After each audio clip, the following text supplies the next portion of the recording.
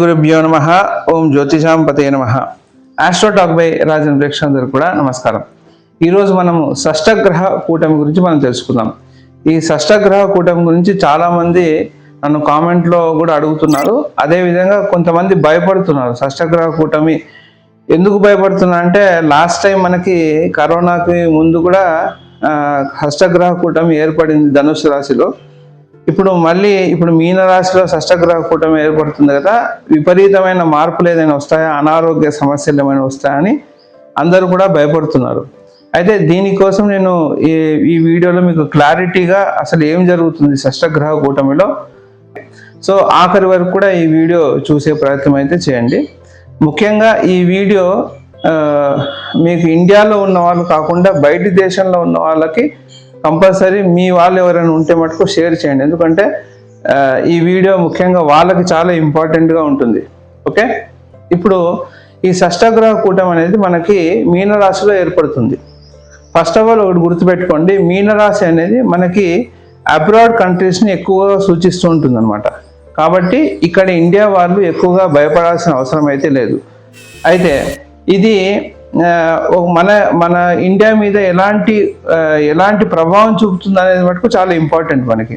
ఎందుకోసం అంటే ఇప్పుడు ఈ షష్టగ్రహ కూటమి అనేది నేరుగా ఎవరిని, ఏ కంట్రీని, ఏ దేశాన్ని ఇన్ఫ్లుయెన్స్ చేస్తుందంటే అమెరికాని బాగా ఇన్ఫ్లుయెన్స్ చేస్తుంది ఈ షష్టగ్రహ కూటమి. ఇప్పుడు మన వాళ్ళు చాలామంది ఇండియన్స్ అక్కడ పోయి సెటిల్ అయిన వాళ్ళు ఉన్నారు, చదువు కోసం వెళ్ళిన వాళ్ళు ఉన్నారు, ఉద్యోగం కోసం వెళ్ళిన వాళ్ళు ఉన్నారు, పర్మనెంట్గా అక్కడ పర్మనెంట్ వీసా తీసుకొని పర్మనెంట్గా సెటిల్ అయిన వాళ్ళు కూడా ఉన్నారు. అయితే పర్మనెంట్గా సెటిల్ అయిన వాళ్ళకి ఎలాంటి ఇబ్బంది లేదు, కానీ స్టూడెంట్ వీసా మీద వెళ్ళిన వాళ్ళకి, ఇప్పుడిప్పుడే ఉద్యోగాలు వెతుక్కునే వాళ్ళకి మటుకు చాలా ఇంపాక్ట్ అయితే ఉంటుంది ఈ షష్టగ్రహ కూటమి. ఎందుకంటే ఈ షష్టగ్రహ కూటమి మెయిన్గా అమెరికా మీద ప్రభావం చూపుతుంది. ఆ అమెరికా మీద కూడా ఎలాంటి ప్రభావం చూపిస్తుంది అంటే మెయిన్గా ఫైనాన్షియల్ విషయంలో వాళ్ళకి చాలా రకాలైన మార్పులు అనేవి ఇప్పుడు చేపడుతూ ఉంటుంది. ఆల్రెడీ ఆ ప్లానింగ్లో ఉన్నట్టుగానే తెలుస్తుంది. ఎందుకంటే ఎప్పుడైతే ఈ గ్రహ కూటమి ఫామ్ అవుతుందో, ఏ గ్రహ కూటమి ఫామ్ అయినా దానికంటే ముందుగా ఒక 3 months బిఫోరే యాక్షన్ ప్లాన్ అనేది ఇంప్లిమెంట్ అవుతుంటుంది అనమాట. అంటే ఆల్రెడీ ఈ గ్రహాలు అన్నీ కూడా ఆల్మోస్ట్ ఆల్ దాని ఇన్ఫ్లుయెన్స్ అనేది చూపెట్టడం స్టార్ట్ చేశారు అనమాట.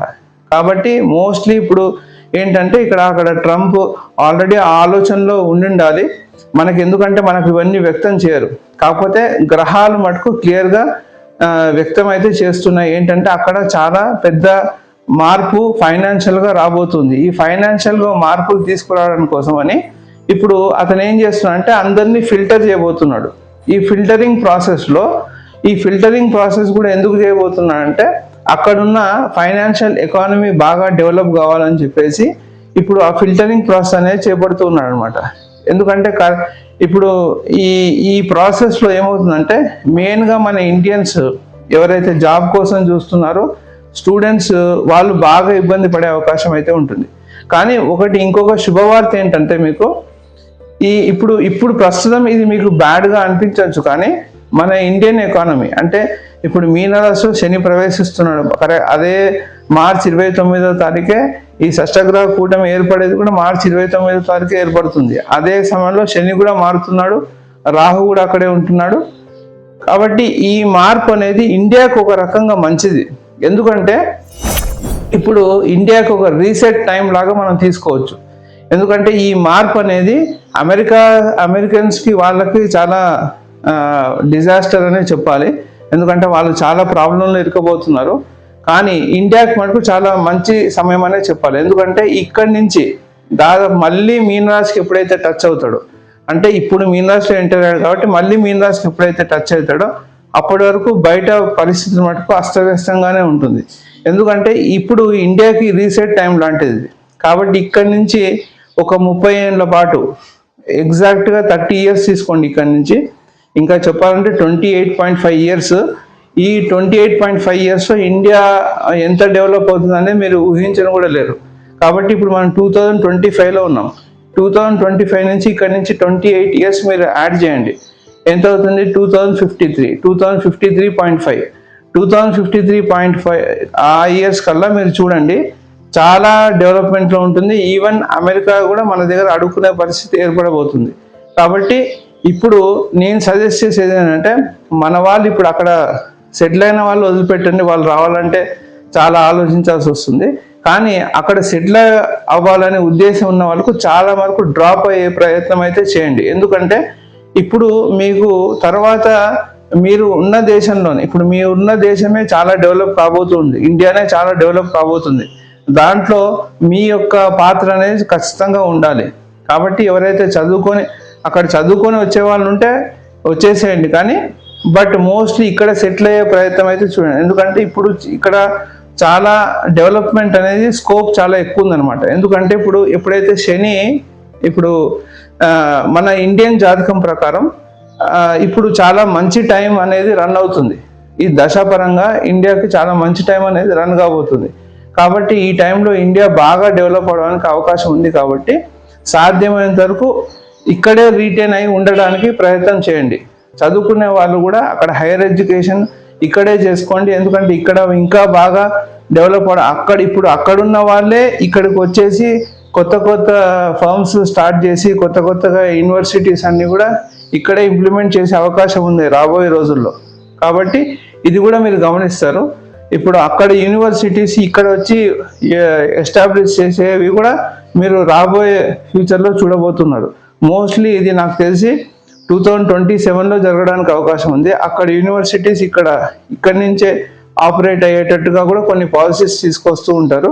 సో మీకు సర్టిఫికేషన్ అక్కడి నుంచే వచ్చేటట్టుగా కూడా ఉంటుంది. సో అలాంటి పాసిబిలిటీస్ కూడా ఫ్యూచర్లో రాబోతున్నాయి. ఇది జ్యోతిష్యపరంగా నేను చెప్తున్నాను. సో దానికి కూడా మీరు అక్కడ చదువుకునే వాళ్ళ ఉద్దేశం ఉన్న వాళ్ళు కూడా ఇప్పుడు ఇంకా గ్లోబలైజ్ కాబోతుంది. అక్కడ యూనివర్సిటీస్ కూడా ఇక్కడి నుంచి ఎడ్యుకేషన్ ఇవ్వడానికి ప్రయత్నం చేయడానికి కూడా అవకాశం ఉంది. కాబట్టి ఇవన్నీ దృష్టిలో పెట్టుకొని ఈ షష్టగ్రహ కూటమి వల్ల మనకేం టెన్షన్ లేదు. ఒక రకంగా మనం చాలా ముందు పందాలోకి వెళ్ళబోతున్నాం. మంచి ఒక న్యూ ఫేజ్ ఆఫ్ లైఫ్ అనేది ఇండియాకి స్టార్ట్ కాబోతుంది. కాబట్టి భయపడాల్సిన అవసరం అయితే లేదు.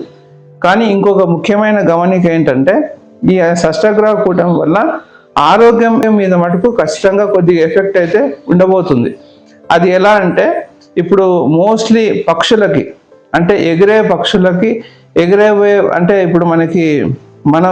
ఇప్పుడు మన ఇండియాలో నాన్ వెజిటేరియన్స్ కూడా ఎక్కువనే ఉన్నారు. కాబట్టి ఇక్కడ మోస్ట్లీ ఫ్లయింగ్ బర్డ్స్ ఏవైనా సరే, ఈవెన్ కోడి, ఇవన్నీ కూడా ఫ్లయింగ్ బర్డ్స్ అన్నిటికీ కూడా కొంచెం వ్యాధులు సోకే అవకాశం ఉంటుంది. కాబట్టి ఇవి ఎక్కువ శాతం తక్కువ కన్స్యూమ్ చేయడానికి ప్రయత్నం అయితే చేయండి. ఎందుకంటే దానివల్ల మీకు వేరే ప్రమాదకరమైన వ్యాధులు రావడానికి అయితే అవకాశం అయితే ఉంది. సో అది కన్స్యూమ్ చేస్తేనే వస్తుంది. కాబట్టి అది కన్స్యూమ్ చేయకుండా మీరైతే ప్రయత్నం చేయండి. ఇంకోటి ముఖ్యమైనది ఏంటంటే, ఇప్పుడు మీనరాశిలో శని ఉన్నాడు కాబట్టి దీనివల్ల ఏంటంటే చేపలకు కూడా చాలా నష్టం వాటిల్లే అవకాశం అయితే ఉంటుంది ఈ టైంలో. అవి చాలా దాని యొక్క ఇప్పుడు మెయిన్గా ఈ చేపల వ్యాపారం చేసే వాళ్ళకి కొంచెం నష్ట సమయం అనే చెప్పాలి ఈ టైము. వాళ్ళు కూడా చాలా జాగ్రత్తగా అయితే ఉండాలి. సో ఇలాంటి ఇంట్రెస్టింగ్ వీడియోస్ మేము అందరికి తీసుకొస్తూ ఉంటాను. ఇంతవరకు ఎవరైతే ఛానల్ సబ్స్క్రైబ్ చేయలేదో వాళ్ళు సబ్స్క్రైబ్ చేయండి, లైక్ కూడా చేయండి, షేర్ కూడా చేయండి. ఖచ్చితంగా మీ విదేశంలో ఉన్న వాళ్ళకి అందరికి కూడా, మీ బంధువులకు కానీ, మీ సంతానానికి కానీ, మీ ఫ్రెండ్స్కి కానీ షేర్ చేసే ప్రయత్నం అయితే చేయండి. నమస్కారం.